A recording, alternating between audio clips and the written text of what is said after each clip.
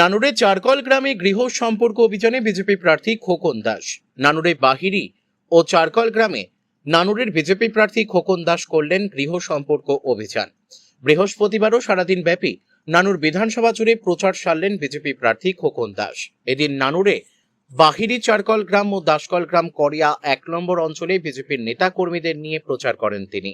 এছাড়াও সংশ্লিষ্ট অঞ্চলের একটি অনুষ্ঠান ভবনে বিশেষ বৈঠক করেন বলেও জানা যায়। প্রসঙ্গত, বুধবার অল্প বৃষ্টিতে নানুরে বেহাল নিকাশি ব্যবস্থা ফের প্রকাশ্যে আসে, আর সে নিয়েই কটাক্ষ করে তিনি বলেন, নানুরের বিধায়ক হিসেবে বিধানচন্দ্র মাঝি কিছুই করেননি। উনি শুধু বালি ও কয়লা মাফিয়া এবং সিন্ডিকেটদের হাতে নানুরকে তুলে দিয়ে টাকা কামিয়েছেন। এমনই মন্তব্য ঘিরে চাঞ্চল্য ছড়িয়েছে রাজনৈতিক মহলে। নানুর থেকে শুভদীপ গুইয়ের রিপোর্ট, বিগ নিউজ বাংলা। দেখুন, পুজো দিয়ে মায়ের কাছে আশীর্বাদ নিতে গেছেন, কিন্তু উনি কালকেই জলের ডুবে হাবুডুবু খাচ্ছিলেন। নানুরের মানুষকে কালকে এই সামান্য 1 ঘন্টা জলেই নানুরের মানুষ, নানুরের ব্যবসাদারা জলের মধ্যে তলিয়ে যাচ্ছিলেন। তাহলে এতদিন ধরে বিধায়ক সাহেব নিজের ড্রেনটাকে উনি ক্লিয়ার করতে পারেননি, নিকাশি ব্যবস্থার কোনো ব্যবস্থাই করেননি।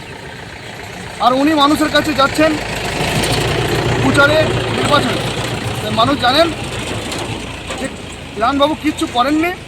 বিধানবাবু শুধু খালি বালি মাফিয়া, কয়লা মাফিয়া এবং সিন্ডিকেটদের হাতে নানুরকে তুলে দিয়ে উনি শুধু খালি মাল কামিয়েছেন। তাই নানুরের মানুষ জানেন যে এবার 26 নির্বাচনে আর চোরেদেরকে এই নানুরে কোনো স্থান দেওয়া যাবে না। তাই পরিবর্তন নিশ্চিত। 26 নির্বাচন তৃণমূলের বিসর্জন।